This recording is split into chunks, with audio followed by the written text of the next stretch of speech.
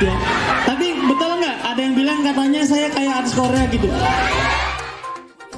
Assalamualaikum warahmatullahi wabarakatuh. Apa kabar sahabat donatur? Kita berjumpa lagi di program YDSF News di awal tahun 2023. Semoga tahun 2023 ini menjadi tahun yang penuh berkah bagi kita semua. Saya Erlin Devina Putri akan menemani sahabat donatur mengikuti berbagai kegiatan dalam edisi kali ini. Di antaranya program pendidikan di wilayah Papua serta program kegiatan lain di sekitar Jawa Timur. Tentunya berkat dukungan sahabat donatur sekalian, kami bisa menebar kebermanfaatan untuk semua umat. Semua ini kami rangkum dalam YDSF News, aktual dan terpercaya.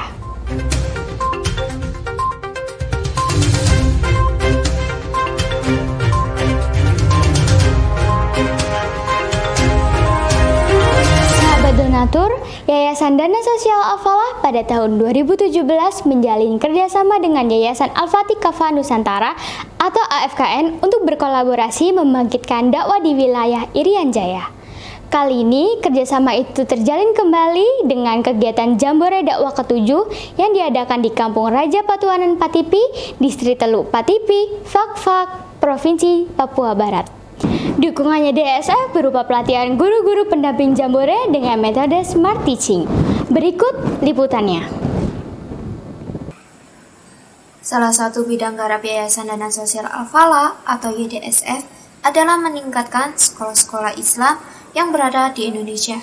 Salah satunya adalah meningkatkan kualitas pengajarnya. Pada tanggal 21 hingga 23 Desember, kini pelatihan guru kembali diberikan di salah satu distrik di Fak-Fak yang diikuti oleh 30 guru. Tepatnya di Kampung Raja Patuanan Patipi, Distrik Teluk Patipi, Fak-Fak, Papua Barat. Kegiatan ini bersamaan dengan diselenggarakannya Jambore Dakwah ke-7. Pada hari ini alhamdulillah kita berada di Kampung Raja Patipi dan kali ini kita membersamai 30 guru yang berasal dari berbagai sekolah di Kabupaten Fak-Fak, kemudian ada juga di kabupaten lain, dan ini juga merupakan rangkaian dari acara Jambore Internasional yang diselenggarakan oleh AFKN. Dan alhamdulillah pada hari ini dan 3 hari ke depan mulai tanggal 21, 22, 23 akan diselenggarakan pelatihan Smart Teaching yang diikuti oleh 30 peserta dari guru-guru tersebut. Dan kita berharap bahwa materi yang didampingi oleh teman-teman dari Kualitas Pendidikan Indonesia ini bisa memberikan manfaat dan menebar inspirasi kepada guru-guru tentang metode mengoptimalkan ruang kelas dan potensi siswa yang ada di tanah Papua ini, terutama di Kabupaten Fak-Fak. Dan kami berterima kasih kepada donatur terus mendukung YDSF, dan acara ini terselenggara lagi setelah 5 tahun sempat kita adakan pelatihan di Kabupaten Fak-Fak yang diikuti oleh ratusan peserta. Dan ini luar biasa lah, karena ada juga peserta yang dulu sebelumnya ikut dan ikut lagi karena menanti pelatihan ini. Dan kita berharap tentunya para donatur dan mitra mendukung kegiatan-kegiatan yang bermanfaat ini, terutama di sektor pendidikan, dan memberikan manfaat secara berkelanjutan di negeri ini, terutama di wilayah-wilayah terpencil di Indonesia.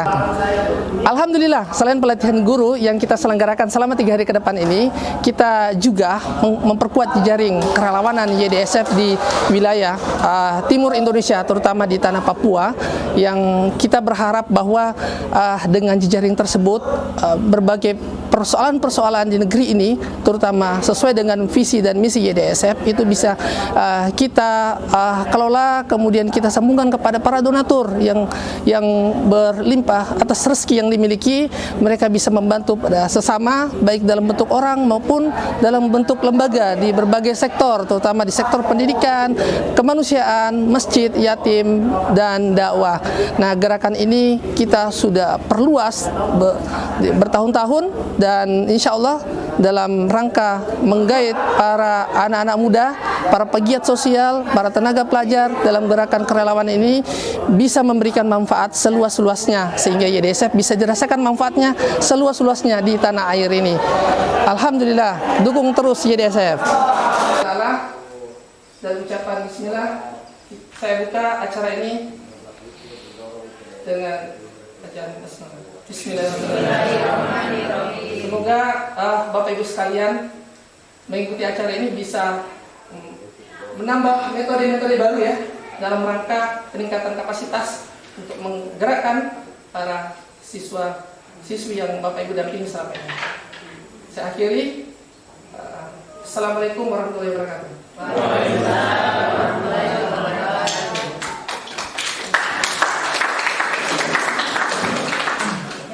Assalamualaikum warahmatullahi wabarakatuh. Alhamdulillah, saya Muhammad Yusuf, salah satu bagian dari trainer senior di Kualitas Pendidikan Indonesia yang selama ini bekerja sama dengan Yayasan Dana Sosial Al-Falah. Saya secara pribadi sangat senang sekali ketika mendapatkan kabar saya harus pergi ke fak-fak. Ini luar biasa, tantangan baru. Nah, apa yang membuat saya bahagia dan senang di antaranya adalah memberikan sumbangsih keilmuan, di mana di sana merupakan media dakwah yang sangat membutuhkan tenaga dan pikiran kita, sehingga ini tantangan baru bagi saya pribadi terutama, dan ketika mendapati dan kenyataannya memang luar biasa. Jadi ini top dari top yang pernah kami jumpai selama bekerja sama dengan Yayasan Dana Sosial Al-Falah yang tergabung di dalam Kualitas Pendidikan Indonesia.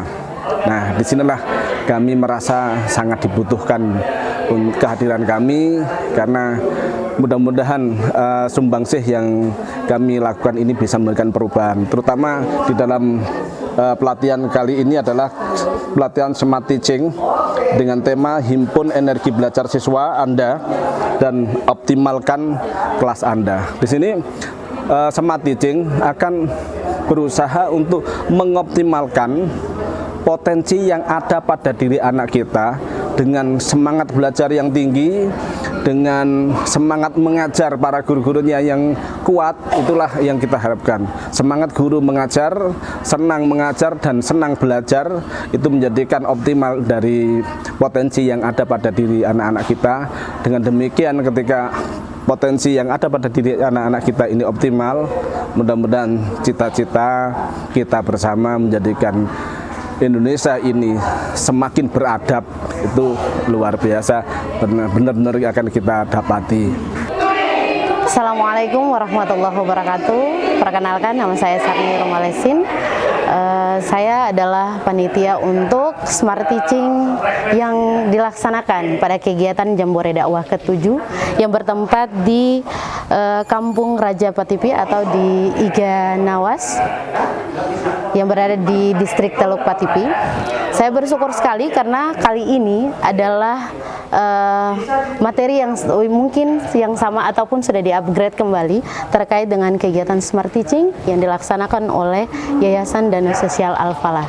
Dan saya juga adalah salah satu peserta yang pada saat itu dilaksanakan pada tahun 2017 yang bertempat di gedung Balai Diklat pelatihan di distrik di Kabupaten Fakfak, yang ilmunya saya rasakan begitu luar biasa ketika kita terapkan, kita ajarkan kepada anak-anak, karena kita bisa membawa dunia kita ini atau membawa dunia anak-anak ke dalam dunia kita yang kita terapkan di dalam keseharian ketika kita melakukan pembelajaran.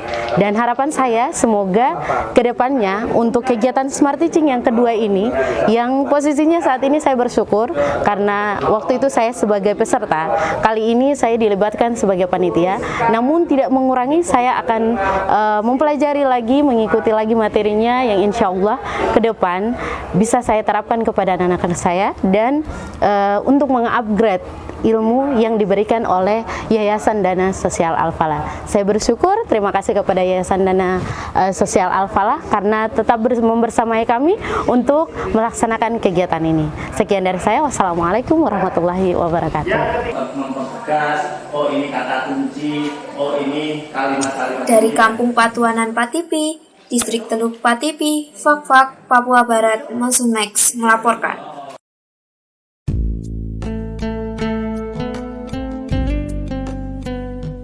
Berharap kepada manusia hanya menimbulkan sakit hati bila tak terpenuhi. Itu dapat memicu stres dan tak baik untuk kondisi jiwa. Akibatnya, mengganggu keseimbangan jiwa dan raga. Lantas, bagaimanakah menyeimbangkan kesehatan jiwa dan raga? Simak selengkapnya dalam Majalah Al-Falah edisi Januari 2023. Majalah Al-Falah, inspirasi keluarga peduli.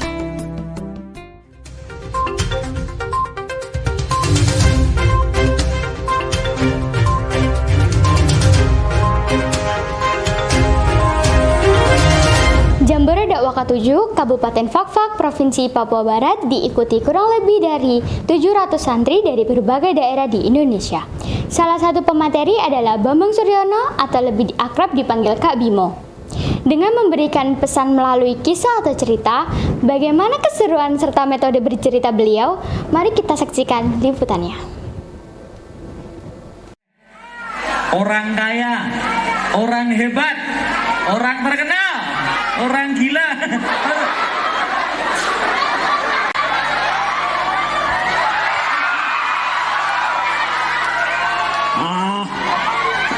Belagu banget ya. Tapi betul nggak? Ada yang bilang katanya saya kayak artis Korea gitu. Putih. Bambang Bimo Suryo adalah salah satu pemateri Jambore yang kerap disapa Kak Bimo. Metode penyampaian dakwahnya kepada anak-anak melalui kisah atau bercerita. Beliau merupakan pendiri dari Persaudaraan Pecinta Muslim Indonesia atau PPMI.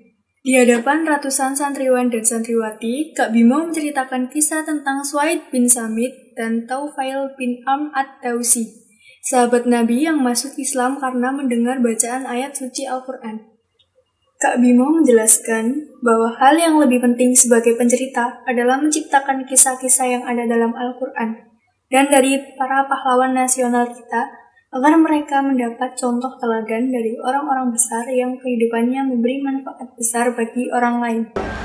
Mendongeng atau berkisah itu merupakan media yang akan mendekatkan antara orang tua dengan anak, guru dengan muridnya, sehingga ia merupakan kebutuhan kita untuk berkomunikasi. Berupa media, medianya apa? Ya kisah dongeng tadi, untuk menyampaikan banyak nilai dan pengetahuan tanpa merasa diceramai. Ilmu alatnya sebenarnya retorika pada umumnya ya, olah gerak, bagaimana gerak tangan, gerak kaki, berpindah, moving, motion seperti itu.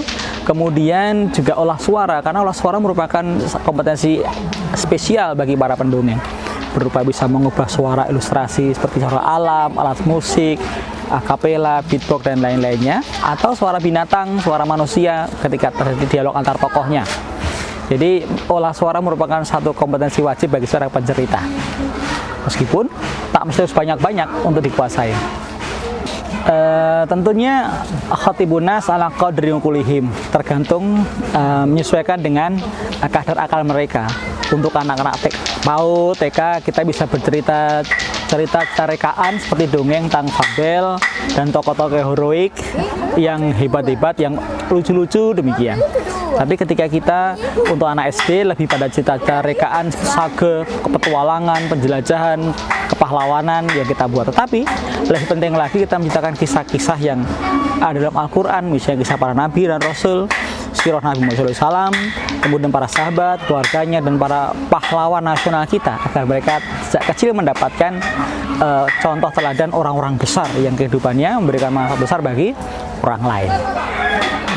Durasi yang tepat untuk bercerita untuk anak TK maksimal 7-10 menit ya, 10 menit itu mempertimbangkan rentang konsentrasi dan retensi daya tangkap otak mereka. Sedangkan untuk anak SD hingga 30 menit. Sedangkan untuk anak SMP bisa lebih panjang lagi sampai 1 jam. Tentu dengan tema yang berbeda, bukan fabel, bukan cerita-cerita yang konyol-konyol begitu, tentang persahabatan, pengorbanan, kemudian perjuangan, itu ada dalam kisah remaja. Namun memang akhirnya itu sifatnya relatif. Bagi para pendongeng profesional, juru kisah yang sangat kompeten, bisa lebih dari itu. Karena kemampuan teknis berkomunikasi serta kemampuan mengendalikan kelas bisa bikin panjang ceritanya ya, bisa 1 jam, 2 jam, bahkan 3 jam. Nah, kemudian tentang hikmah, ada 2 pendapat yang mengatakan sebaiknya kita memberikan hikmah apa tidak nih dalam pendongeng atau berkisah. Ada yang mengatakan sampaikan hikmah, kita bantu anak-anak untuk mendapatkan kristalisasi pengetahuan dalam dongeng tadi, pesannya apa gitu ya, message-nya apa. Itu bisa dilakukan untuk anak kelas rendah. Tapi untuk anak kelas atas, kelas 4, 5, 6 atau SMP, tentu mempertimbangkan kemampuan mereka mencerna, kemudian mereka menalar, kemudian menemukan nilai. Mereka saya rasa tidak perlu untuk diberikan hikmahnya apa, karena mereka sudah terlibat dalam kegiatan berkisah. Mereka mengerti mana yang baik dan buruk. Bukankah metode bercerita atau berkisah itu sebagai alternatif dari metode ceramah yang membosankan, yang verbalistik dan cenderung menjemukan? Nah, sudah bagus kita berkisah, kita mendongeng, ujungnya kita ceramah lagi. Itu jadi anti klimaks dalam sebuah metode pendekatan yang sudah bagus-bagus, persuasif, mereka terima. Kembali kita dengan metode kuno, yaitu namanya ceramah atau pidato yang menggurui mereka. Seakan-akan kita menghina kemampuan mereka untuk menemukan nilainya. Metode bercerita, storytelling atau berkisah itu adalah sunnah yang tidak ada khilafiyah di antara para ulama untuk kita wajib menyampaikannya. Dalam Al-Quran 2/3 isi Quran adalah kisah. Apalagi sepanjang hidup Nabi Muhammad diriwayatkan dalam hadis dan atau sunnah, itulah kisah. Apalagi banyak teladan mulia dari para sahabat, para imam-imam kita, apakah imam hadis, Quran, para pahlawan. Nah, agar kita sampaikan sebagai sebuah kesadaran untuk meng-create, membangun karakter anak-anak. Karena bagaimanapun juga orang tua dan para guru adalah karakter builder, pembangun karakter bagi anak-anak. Bukankah Nabi Muhammad adalah diutus untuk liutami mama karima akhlak, menyempurnakan akhlak? Karena itu orang tua dan para guru adalah penerus mata rantai dakwah tarbiyah Nabi Muhammad dengan berkisah, mengenalkan iman, menumbuhkan semangat untuk beribadah dan tumbuhnya akhlak mulia. Belajar terus-menerus berkisah, semua orang bisa berkisah. Jangan khawatir para ibu bapak sekalian, khawatir nggak berkisah. Berkisah sudah merupakan magnet. Semua orang berbakat berkisah atau bercerita, sepanjang ia masih bisa ngerumpi, kan buruk dosa itu ya. Kita ubah yang dosa menjadi berpahala karena kita isi dengan kisah-kisah. Kita rumpiin dalam tanda petik, rumpiin orang-orang mulia agar anak-anak kita menjadi orang besar. Karena bangsa yang besar adalah bangsa yang menghargai para pahlawannya. Jangan sampai anak kita menjadi orang kerdil gara-gara kita sampaikan kisah-kisah atau kita biarkan mendengarkan cerita-cerita dari tokoh-tokoh pahlawan palsu yang ada di film, ada di kartun dan lain sebagainya. Membangun karakter bangsa, sunnahnya adalah dengan bercerita atau berkisah. Dari Fak-Fak, Papua Barat, Mahsun Max melaporkan.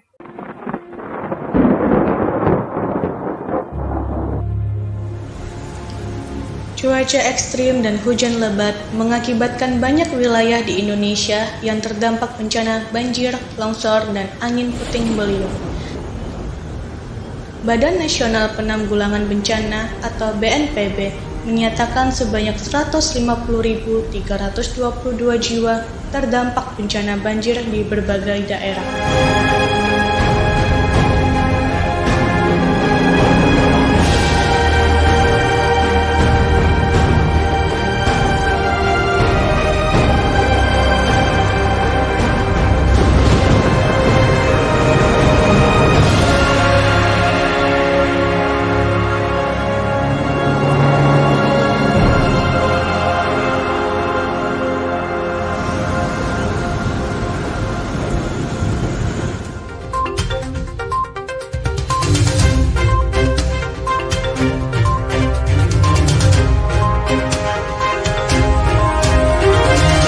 Dari Fak-Fak, Papua Barat, kita beralih ke Jawa Timur. Yayasan Dana Sosial Al-Falah melalui program Zakat untuk Mustahik memberikan bantuan para mustahik di wilayah Lamongan dan Tuban. Dengan didampingi Dai YDSF di wilayah masing-masing, para mustahik menerima manfaatnya. Berikut liputannya. Memasuki penghujung tahun 2022, YDSF terus mendistribusikan kebaikan amanah dari sahabat donatur. Pada Jumat, 16 Desember lalu, YDSF kembali menyalurkan paket sembako dan biaya hidup untuk 106 mustahik di 3 desa di wilayah Brondong, Kabupaten Lamongan. Penyaluran bantuan dengan nilai total 50 juta rupiah ini juga dikawal oleh Ustadz Khairun Rozikin selaku Dai YDSF yang bertugas di wilayah tersebut. Penyaluran tersebut dilaksanakan di Mushola Nurul Iman, Desa Sedayu Lawas. Bantuan diberikan kepada 49 mustahik yang terdiri dari janda, lansia, serta para anak-anak yatim duafa. Penyaluran dilaksanakan di Desa Blimbing dengan jumlah penerima manfaat sebanyak 20 orang, serta Desa Warulor dengan jumlah penerima manfaat sebanyak 37 orang. Nah ini kira-kira mau dipakai apa Bu? Dapat sembako nih untuk buat makan, uangnya buat modal sedikit-sedikit. Karena saya masih kerja, tapi kerja di waktu ini itu agak sulit karena nelayan tidak ada yang pergi karena tidak ada ikan. Sudah hampir 3 bulan ini. Walaupun saya ini jualan, kan nggak ada yang beli. Jadi sangat-sangat membutuhkan bantuan dari Bapak. Sembakonya dibuat makan, uangnya dibuat ya peralatan kebutuhan ibu saya. Oh, ibunya kenapa? Sakit-sakitan Pak. Sakit-sakitan. Sakit nopo Bu? Stroke. Oh, sampun berapa lama nih sakit stroke? Baru 9 bulan. Alhamdulillah kami sebagai Dai YDSF sampai hari ini kami mampu mengembangkan tentang pemberdayaan masyarakat, pemberdayaan dai dan juga yang lain. Salah satu kegiatan kami yang paling menonjol dirasakan oleh masyarakat adalah tentang kegiatan masalah sosial. Di samping kegiatan sosial tentang santunan dan juga yang lainnya, ada juga pengkaderan para generasi muda.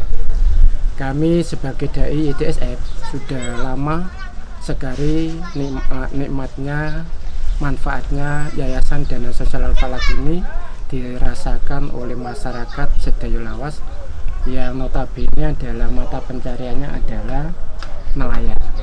Bahwa anggota kami, ibu-ibu yang menerima tadi mayoritas banyak yang janda, ada juga kerja pabrik tapi untuk makan saja kurang, bahkan ada suami tetapi suami sudah dalam kondisi kena stroke. Banyak di antara sekian jamaah tadi yang mendapatkan santunan itu banyak sekali.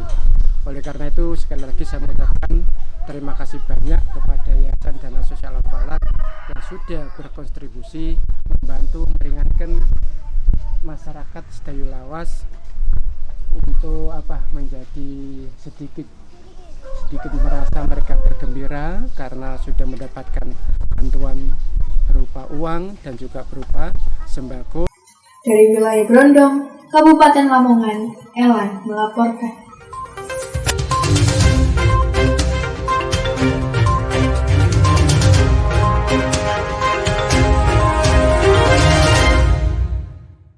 Masih ingin terus menebar kebaikan bersama Dai yang bertugas di wilayah pelosok. Pada Rabu, 21 Desember lalu, YDSF menyasar 3 kecamatan di Kabupaten Tuban, yakni Kecamatan Palang, Kecamatan Jenuh, serta Kecamatan Tuban. Bantuan dengan total senilai 50 juta rupiah dirupakan dalam bentuk paket sembako serta uang tunai untuk 100 mustahik.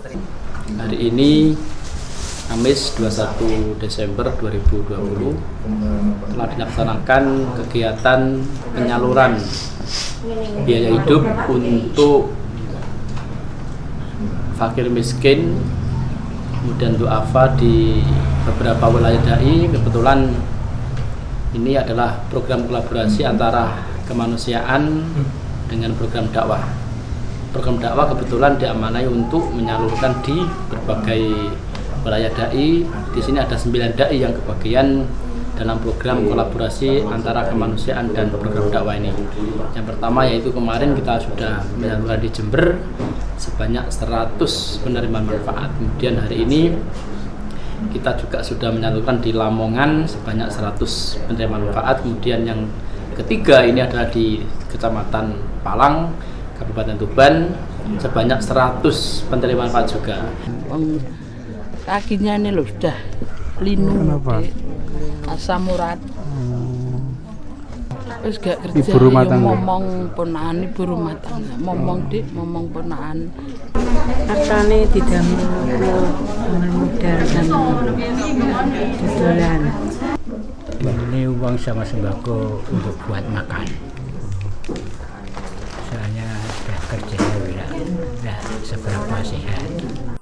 Realisasi ini dibersamai oleh Ustadz Ali Imron, salah satu dai YDSF yang bertugas untuk wilayah Panyoran, Kecamatan Palang, Kabupaten Tuban. Keberkahan dari adanya program ini dirasakan oleh para janda, fakir miskin, marbot masjid, serta guru honorer yang belum tersertifikasi. Bismillah. Assalamualaikum warahmatullahi wabarakatuh. Saya Ahmad Ali Imron, dai YDSF yang bertempat di Panyoran, Palang, Tuban. Dan insya Allah hari ini ada penyaluran biaya hidup, kita alokasikan 10 titik. Tapi untuk hari ini tanggal 21 Desember 2022 kita bertempat di Panyoran, ada 6 titik kita gabung jadi satu, ada sekitar 60 orang. Insya Allah besok kita lanjut tanggal 22 hari Kamis ke titik selanjutnya, dan per orang kita ada jatah 100 orang, per orang dari YDSF 500.000, diuangkan 250.000, kemudian 250-nya yang lain dirupakan sembako. Dan alhamdulillah hari ini selesai sekitar 60-70%. Demikian, assalamualaikum warahmatullahi wabarakatuh. Saya sambil tanya gitu tadi. Nah itu untuk sembakonya apa aja Ustaz? Untuk sembakonya kita memberdayakan jamaah untuk berasnya, kemudian untuk sembakonya yang lain kita ambil dari koperasi Tunas Melati LKSA Tuban. Kemudian isinya ada beras 10 kilo, kemudian minyak, ada sarden, ada gula, ada kecap dan lain sebagainya. Untuk kriteria yang orang mustahik yang mendapatkan zakat ini, ada janda, kemudian fakir miskin, guru honorer yang tidak sertifikasi, tidak non PNS, dan marbot masjid. rencananya ini disalurkan di tempat mana aja Ustaz? Ini kan di Panyoran. Ada beberapa titik. Yang pertama Panyoran, kemudian Tasikmadu, Semanding, Sukolilo, Manunggal, kemudian Tuban Kota, dan insya Allah besok kita salurkan ke Tuban Kota dan Jenu bagian barat. Untuk ini berarti di daerah Panyoran, terus di daerah mana? Untuk di Panyoran itu yang hari ini kita datangkan Panyoran, kemudian Tasikmadu, Manunggal, Sukolilo, Semanding. Total 100 orang ya Ustaz? Total semuanya 100 orang. Harapannya untuk para penerima zakat ini gimana Ustaz? Harapannya satu, meramaikan masjid mitra kita. Kemudian yang kedua, mendukung program-program yang dari YDSF itu.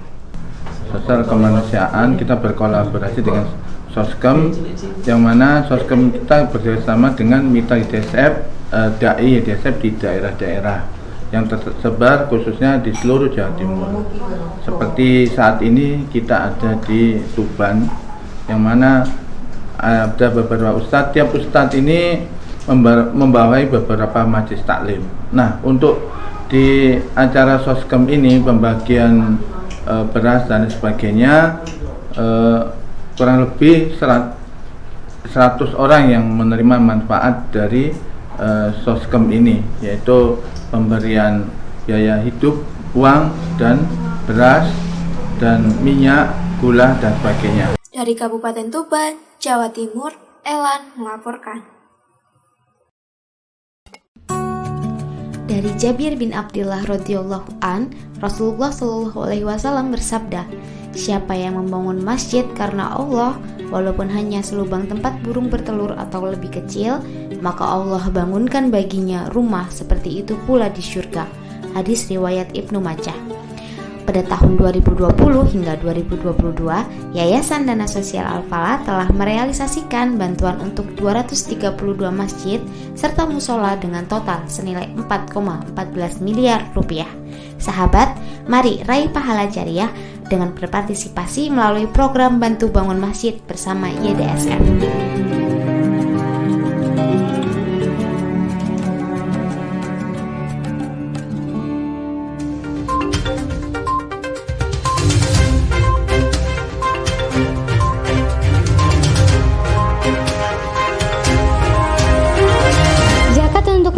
Terus menebar kebermanfaatan. Kali ini tim YDSF menyambangi wilayah Pacitan menemui para lansia sebatang kara. Bantuan diberikan dari renovasi rumah hingga biaya hidup. Bagaimana kondisi para mustahik ini? Berikut liputannya. Sekarang ini saya sedang menyalurkan bantuan berupa zakat biaya hidup dan juga material kepada dua mustahik kita. Yang pertama adalah Mbah Tumirah dan Mbah Tukimah. Dan yang kedua adalah Mbah Gimun dan juga Mbah Katinem. Ya, ini berada di Pacitan, ya, Kecamatan Arjosari. Pada hari Jumat 23 Desember, YDSF berkesempatan merealisasikan bantuan berupa material bangunan, peralatan rumah, sembako, serta uang tunai kepada Mbah Gimun di rumahnya yang berlokasi di lingkungan Pokteng, Dusun Ngasem, Desa Gembong, Kecamatan Arjosari, Pacitan. Mbah Gimun kini hidup berdua dengan istrinya Katinem. Mereka tidak mau membebani anaknya dengan memilih untuk tetap tinggal di rumahnya sendiri yang sudah lapuk. Setiap hujan turun, Mbah Gimun selalu bersusah payah membersihkan rumah akibat air yang mengenang masuk. Dengan kondisi seperti itu, YDSF merealisasikan bantuan berupa material dalam bentuk atap serta bilik untuk menutup tembok. Ya, teknis penyalurannya kita bagi dua. Yang pertama adalah kita memberikan materi berupa bahan-bahan yang kemudian digunakan untuk pembangunan Mbah Gimun gitu ya, dan juga setelah itu ketika sudah selesai gitu ya, kita berbelanja, kemudian kita sisakan untuk biaya hidup keseharian beliau. Kegiatan berlanjut di hari berikutnya. Pada tanggal 24 Desember, antusiasme para warga untuk membantu mewujudkan rumah layak bagi Mbah Gimun disambut dengan baik. Warga ramai berbondong-bondong untuk turut serta menurunkan material dari truk untuk dibawa ke lokasi rumah Mbah Gimun. Kalau Mbah Gimun dan Mbah Katinem itu sebatang kara ya, jadi dua hidup berdua ya, dengan kondisi rumah yang sangat memprihatinkan. Kalau misalkan kemarin juga bercerita beliau, ketika hujan itu rumahnya di dalamnya itu banjir. Jadi maka kemudian kita bantu untuk merenovasi gitu ya, terutama dinding-dindingnya menggunakan asbes ya, sehingga ketika hujan itu tidak ketampon lah istilahnya di desa itu, seperti itu.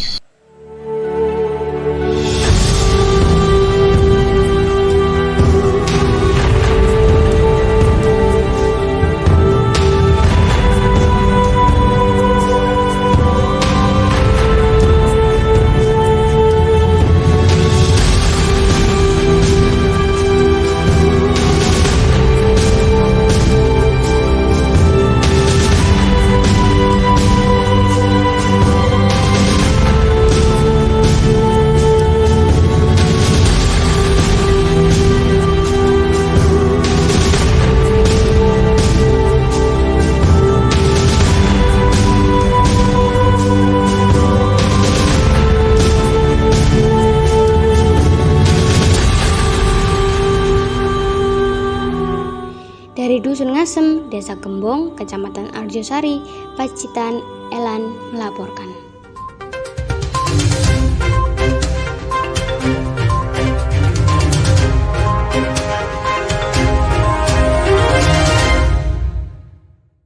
Mbah Tumirah juga sama, akan tapi tidak menggunakan materi bahan bangunan, akan tapi lebih ke isi dari rumah tersebut, karena lebih efektif dan juga lebih enak untuk kedepannya gitu. Sementara Mbah Tukimah dan Mbah Tumirah itu beliau disabilitas dan juga istilahnya ngopeni Mbah Tumirahnya begitu. Jadi istilahnya sangat memprihatinkan sekali. Beliau tidak punya siapa-siapa. Beliau juga untuk keseharian pun sangat susah. Bahkan kesehariannya itu kalau misalkan tidak ada yang memberi atau tidak ada nasi, beliau masak dedaunan yang ada di sekitar rumahnya. Bahkan sampai-sampai beliau pernah 5 hari tidak makan, seperti itu. Harapannya tidak hanya mustahik itu bisa istilahnya terbantu karena adanya bantuan ini, akan tapi bisa survive untuk kehidupan di hari-hari berikutnya, begitu harapan kami seperti itu. Makanya kemudian kita tidak langsung menyalurkan berupa uang semuanya, akan tapi kita secara berproses kita bantu menggunakan materi, dan juga ada salah seorang relawan yang mampu untuk membantu mereka.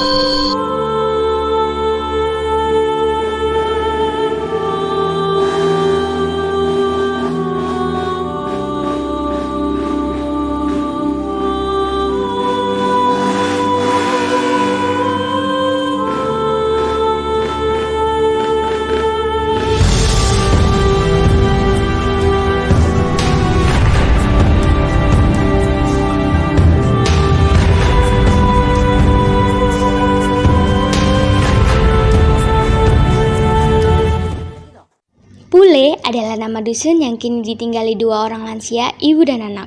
Tumirah, seorang nenek berusia 84 tahun yang kini pendengarannya mulai berkurang.